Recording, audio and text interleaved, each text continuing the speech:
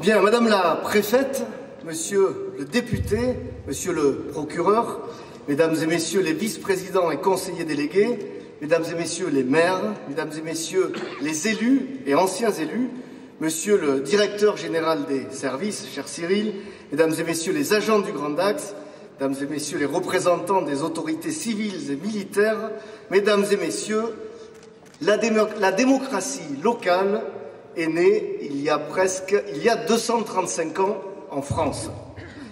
Elle est née avec la Révolution française qui très tôt comprit que les libertés locales étaient une composante consubstantielle de la liberté tout court.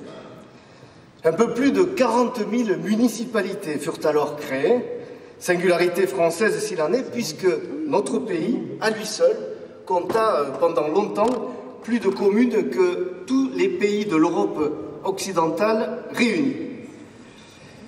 C'est la Ve République qui, dans ce domaine comme dans beaucoup d'autres, chercha à faire évoluer les pratiques.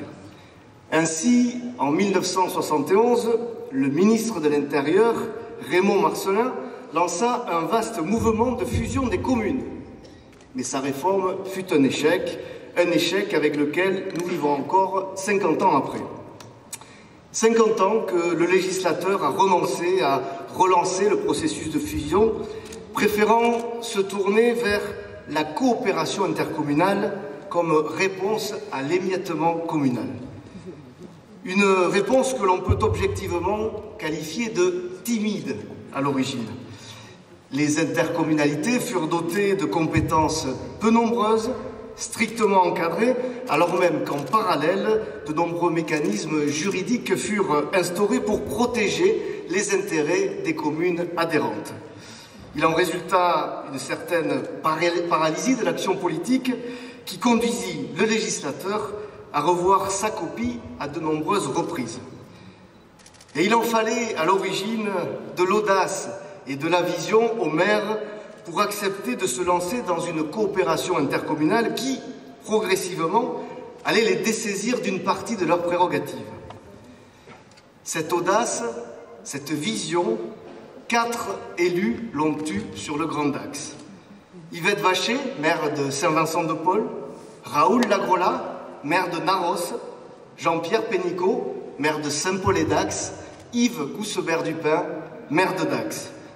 Ces 4 précurseurs créèrent ensemble la communauté de communes du Grand Dax. C'était le 31 décembre 1993, c'était il y a 30 ans. Malheureusement, plus aucun d'entre eux n'est parmi nous aujourd'hui. Mais leur mémoire est ici représentée ce soir par leur famille que j'ai tenu à associer à notre célébration. Alors si vous le voulez bien, au travers de Jean-Jacques Vacher, de Marie-Claude Pénicaud, de Lucienne Goussebaert-Dupin, de Christine Dulot, la fille de Raoul Lagrola, je vous demanderai pour leur rendre hommage d'applaudir les 4 fondateurs du Grand Dax.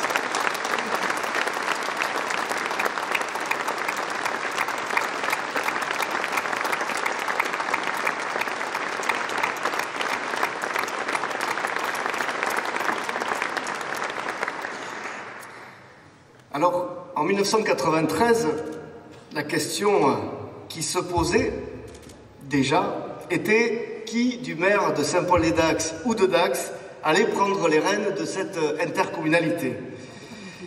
Eh bien, comme souvent, pour que cela fonctionne, c'est vers une femme que l'on se tourna et Yvette Vacher devint la première présidente du Grand Dax.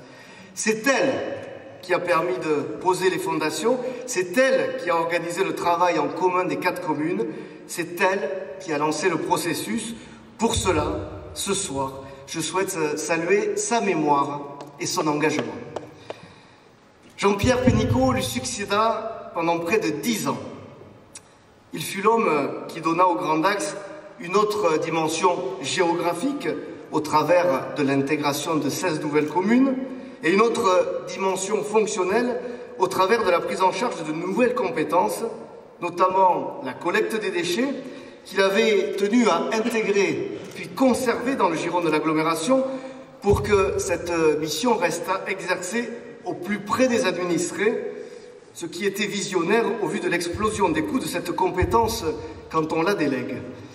En 2004, Jean-Pierre Pénicaud passe la main à Jacques Antian, le maire de CIRES, qui, Jacques Fortet s'en souvient, œuvra à la transformation de la communauté de communes en une communauté d'agglomération.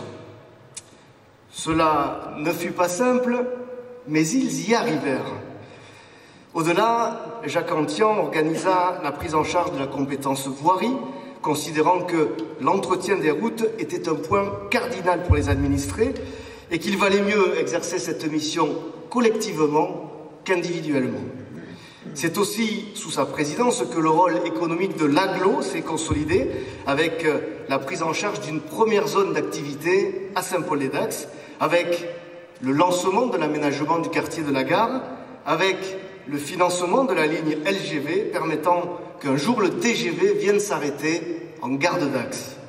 La maladie le contraint à renoncer à ses fonctions et il mourut quelques jours après avoir démissionné de sa présidence. C'est alors son fidèle lieutenant, Jean-Marie Abadi, qui reprit le flambeau en 2010, maintenant ardemment cette orientation économique pour notre territoire, la développant même en créant Pulseo et en organisant le déménagement nécessaire du siège du Grand Dax depuis la Rotonde vers le 20 avenue de la Gare où nous résidons aujourd'hui.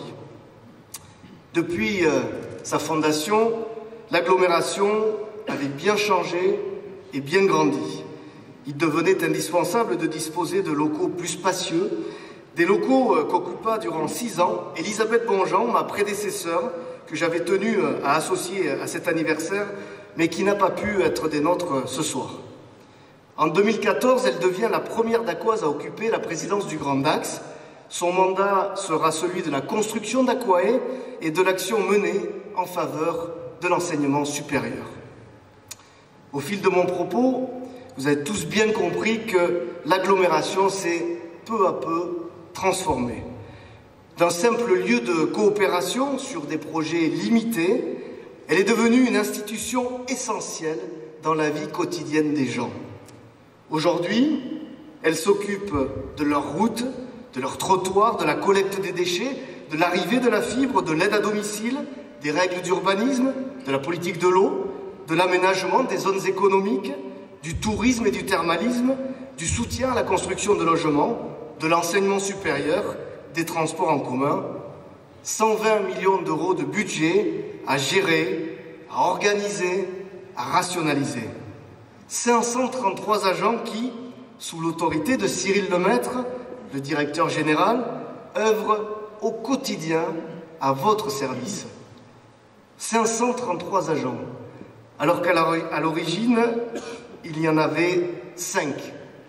5, parmi lesquels figurait Joël Hérodeau, notre actuel responsable financière et comptable, à qui je souhaitais rendre hommage, mais qui, hélas, a dû renoncer au dernier moment à être des nôtres ce soir.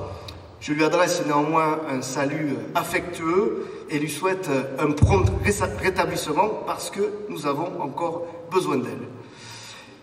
Il était donc plus que naturel d'associer pour cette soirée l'ensemble des agents.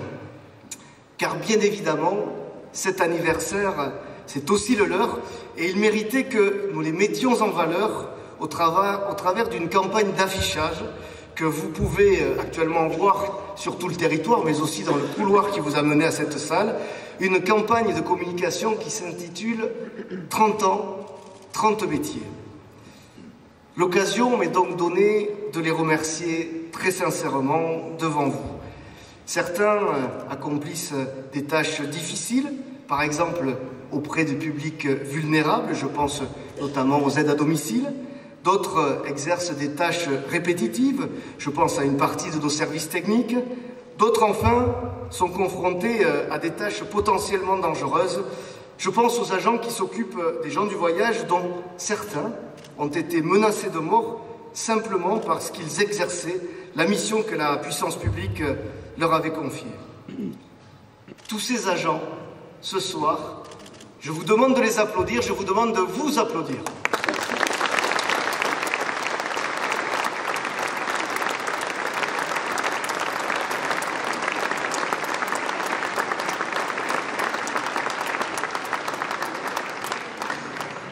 Alors l'évocation mémorielle à laquelle je me suis livré en rappelant l'action de mes prédécesseurs me conforte dans la conviction que l'objectif n'est pas de tourner une page, mais d'en écrire une autre, une de plus. Au début du présent mandat, nous avons rédigé un projet de territoire, un projet pour les 15 ans à venir, un projet adopté à l'unanimité par les élus, fait suffisamment rare pour être signalé. Je ne souhaite pas, du coup, me lancer dans une énonciation de ce qui a été accompli depuis 3 ans. Cet exercice a été réalisé l'an passé lors de 10 réunions publiques organisées pour la première fois sur notre territoire, réunions qui nous ont permis de rendre compte à nos administrés. Du coup, il me semble plus judicieux de faire avec vous le point sur ce qui nous attend en 2024.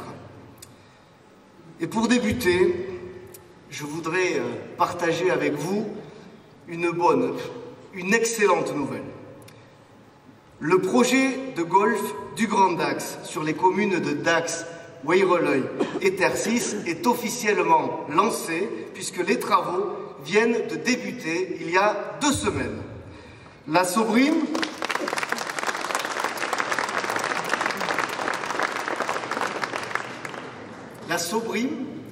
a en effet commencé le nettoyage de plusieurs terrains et le défrichement sur les communes de Dax, Tercis et Weyreleuil va être engagé dans les semaines qui viennent. Je tiens à saluer le travail étroit de concertation qui a été mené avec les différents acteurs locaux et notamment avec l'association de protection de l'environnement, la CEPENSO, dont le représentant est parmi nous ce soir et je l'en remercie. Le projet présenté, ainsi que, pourquoi le cacher, la sensibilité environnementaliste très forte de Mayalène Etchar, cette combinaison a permis de lever les derniers doutes que l'association pouvait avoir. Je tiens donc à remercier la CEPENSO pour son attitude constructive et la Sobrime pour sa qualité d'écoute. Deuxième bonne nouvelle de la soirée, mais elle va durer longtemps, donc il y en aura d'autres. Deuxième bonne nouvelle, je suis en mesure de vous confirmer que 2024 sera l'année où l'intégralité du territoire du Grand Dax sera fibrée. Grâce à notre investissement, grâce au travail de Grand Dax très haut débit, toutes les habitations seront éligibles au très haut débit d'ici quelques mois. Le Grand Dax sera ainsi le premier territoire des Landes à être entièrement fibré et l'une des rares intercommunalités françaises à avoir atteint l'objectif de 100% fibre fixé par l'État pour 2025. Et comme je le disais, une bonne nouvelle n'arrive jamais seule. 2024 verra également le lancement sur le territoire d'une nouvelle offre destinée aux professionnels, la FTTE, la fibre jusqu'à l'entreprise qui permettra à ces derniers d'avoir une fibre dédiée, non pas mutualisée, mais aussi des services supplémentaires comme une garantie de temps de rétablissement de service en cas de coupure intempestive.